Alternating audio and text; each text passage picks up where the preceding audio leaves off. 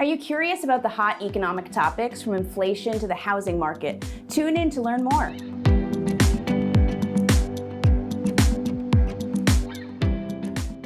The start of 2022 has been a bit of a whirlwind. High inflation, rising interest rates, market volatility, and geopolitical unrest.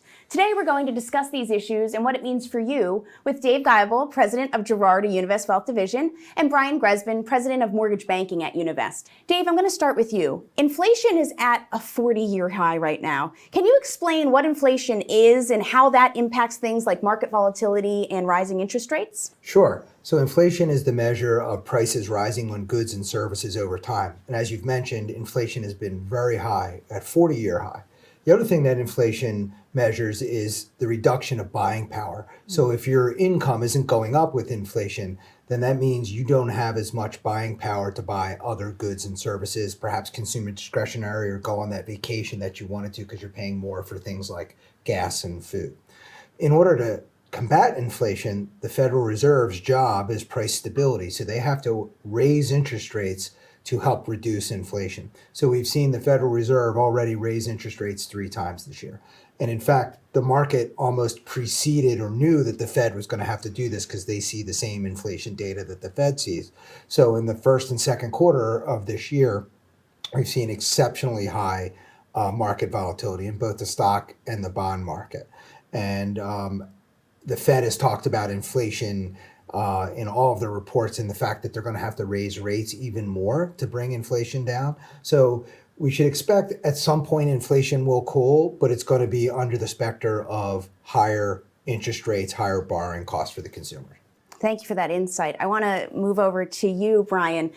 We know that the housing market has been a hot topic in the news the past couple of years. Prices have skyrocketed. We had historically low interest rates, but now we're seeing those interest rates rise, as Dave was just discussing. So what does that mean for people who are out there trying to buy a home? What do they need to consider amidst inflation and these increasing rates?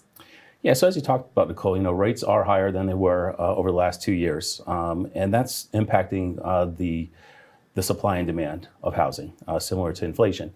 There's not enough supply. There's still a ton of demand. With the advent of COVID over the last 2 years, remote work and people moving from city life to the suburbs has definitely had an impact on the housing market. And so what we're seeing now is with the higher interest rates, we are seeing a little bit of a cool off in terms of the number of offers are going to a house, the number of offers that are sight unseen or waiving contingencies. And so that is allowing folks that have been on the sidelines to get back into the market, albeit at higher rates. So again, what I would say is we are definitely seeing a little bit of a cool down, but the market is still very hot, and there are a lot of borrowers out there still looking for homes, and the supply is still constrained. So for the people who do want to buy a home right now, how do we tie that into their overall financial plan? What do they need to consider before making this big investment? If you look at homeowners versus non-homeowners, homeowners have 5 times the net worth as non-homeowners. So as challenging as the market may be in inflation and you may be worried about home affordability, it's a great way to build long-term wealth.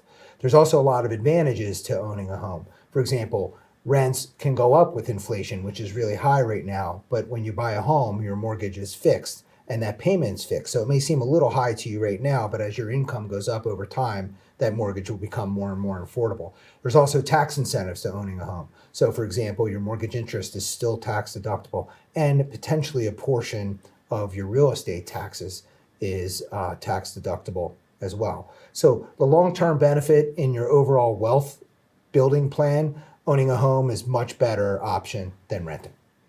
Thanks for that.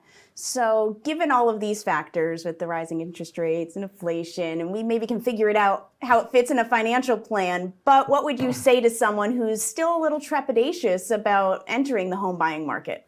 Sure. I mean, there's a lot of myths out there that you need 20% down to buy a home. The fact of the matter is there's a lot of programs out there, a lot of services, a lot of local grants and institutions that will help you with little to no money down. We've got government programs such as FHA, which will allow you to get into a home with as little 3.5% down. What I would advise anyone is to talk to a mortgage professional, right? Find out in your community what products and services are offered to you. Work with that mortgage professional, go in there with a pre-approval so that you're the strongest buyer. And then you'll be one of the top picks for that seller once they're ready to make the decision. Excellent. So before we wrap things up, are there any key points that we missed? What do you really want to drive home to the viewers about what to consider in the current economic environment? Start with you, Dave. Owning a home, as I've mentioned, is really good for building wealth over time, but you can't let that replace the other things you have to do. So as you go in, whether it's your first purchase or you're upgrading to perhaps a little bit of a larger, more expensive home, have an overall budget and plan. So factor in not only the cost of mortgage, but taxes, insurance, upkeep, and maintenance on that home. Make sure you have enough income to cover other debts such as student loans or autos. And lastly, don't forget to pay yourself. Make sure you're investing in your retirement plans if you have one with work or other savings instruments that you may have. So home is part and parcel to building an overall wealth plan, but it's a really good part. And how about you, Brian?